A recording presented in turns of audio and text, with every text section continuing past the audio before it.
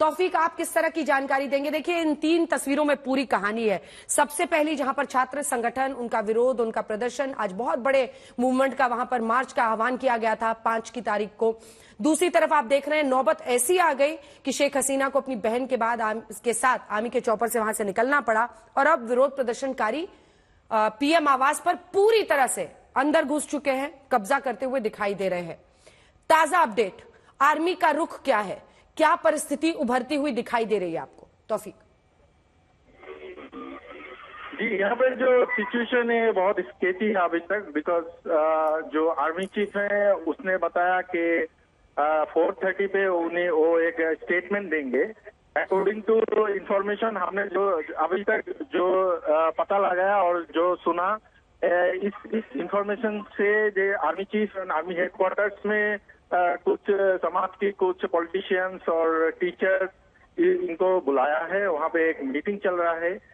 उनका जो स्टेटमेंट है उस पर डिपेंड करेगा आर्मी का रोल एक्चुअली क्या होगा और बांग्लादेश अब किस दिशा पे हटेगी।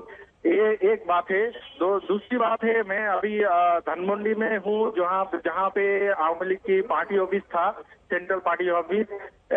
50 मिनट पहले 6,000-7,000 प्रोटेस्टर्स ने इस पार्टी ऑफिस को फुल्ली डैमेज किया, बार्न किया। मॉर्निंग से ही ऐसा कुछ हम एक्सपेक्ट कर रहे थे। देश के बाहर से कोने कोने से बहुत सारे पीपल सिटी में घुसने चाह रहे थे 10:30, 10:11 इस टाइम पर। At that point army in some position they have restrained the people। उसने बताया था कि अभी आप घुस नहीं सकते, सिटी में नहीं जा सकते। लेकिन अराउंड 12:30 पे हमने देखा कि in different places army has open the gate. Police and security forces ये भी कुछ स्टेशन से विड्रॉ कर लिया गया है।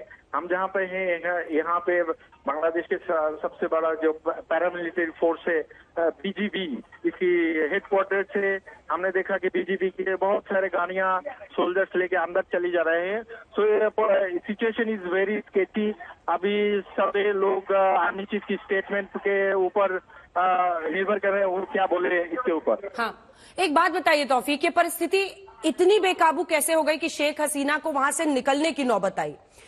क्या सेना के साथ मतभेद आ गए? क्या सेना को जो वो उतार रही थी कि विरोध प्रदर्शनकारियों के खिलाफ एक्शन लीजिए, उसके खिलाफ सेना में ही अधिकारी हो गए? क्या जो सेवानिवृत्त अधिकारी हैं सेना के, वो उनके खिलाफ हो गए और फिर चारों तरफ से घिरने के बाद वहां से निकलना पड़ा है शेख हसीना को? जी, यहाँ पे एक बात आपको पहले इसी बोलना चाहता हूँ कि कर्फ्यू जब येस्टरडे से जब कर्फ्यू लगा था, कहीं पे भी सेना ने कोई भी रेस्ट्रेन नहीं किया, किसी को भी अरेस्टेड नहीं किया, किसी को भी फायरिंग नहीं की। सेना की रोल ही कुछ न्यूट्रल का टाइप था। बिकॉज पीपल का जो आम जनता जो रिवोल्ट कर रहे हैं, जो इस परिस्थिति में आए, उनके एक बिग एक्सपेक्टेशन था कि एटलीस्ट सेना ने न्यूट्रल रहे। तो सेना the army has always been neutral in this situation.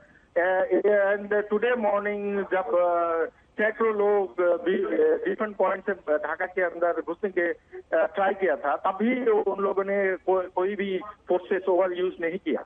तो इससे पता चलता है कि the army has always wanted to be in a neutral position. अब आती है कि इस परिस्थिति का जो हुआ, yesterday more than 100 dead in different places। इसमें बहुत ही रूलिंग पार्टी की मेंबर थी, पुलिस थी।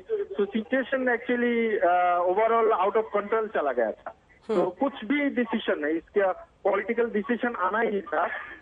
मेरे ख्याल से जो प्राइम मिनिस्टर है उनको रेजिग्नेशन देने का सिर्फ उसके बाद और कोई डिसीजन चारा नहीं था, मैं जो समझ सकते हूँ।